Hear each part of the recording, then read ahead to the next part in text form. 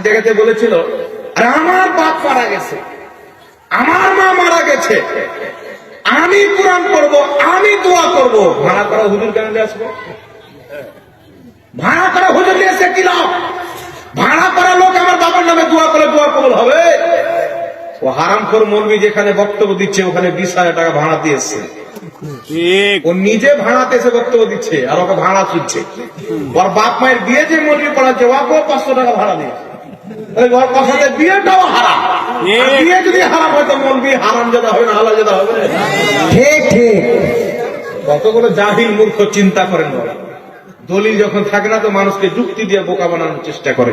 এই জন্য পৃথিবীর মুসলমান 5 ওয়াক্তের নামাজ ধার করা ইমাম, বাপ মায়ের জানাজা ধার করা ইমাম, সব তো ধার করা ইমাম দিয়ে হচ্ছে। ঈদের নামাজ, কুরবানি ঈদের নামাজ সব তো ধার করা ইমাম দিয়ে হচ্ছে।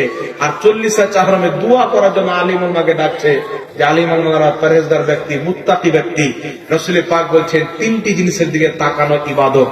একটি হচ্ছে পিতা মাতার চেহারার দিকে, দ্বিতীয় নম্বরে কাবা ঘরের দিকে, তৃতীয় নম্বরে আলিম উলমার চেহারার দিকে।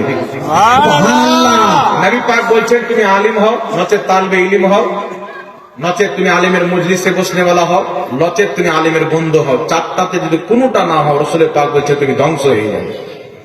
আল্লাহ নবী বলছেন যেই ব্যক্তি ইলমে দিনের তো আলিমের তাওহীন করলো সেই ব্যক্তি ইলমের তাওহীন করলো, যেই ব্যক্তি ইলমের তাওহীন করলো সেই ব্যক্তি আমি নবীর তাওহীন করলো।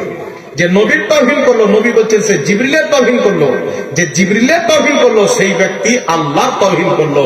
সুবহানাল্লাহ। দিন সুন্নি আলিমের আলিম হওয়ার কারণে কেউ যদি তাকে গালি দেয়, তার তাওহীন করে, সেই ব্যক্তি কাফির হয়ে যাবে, মুসলমান থাকবে না।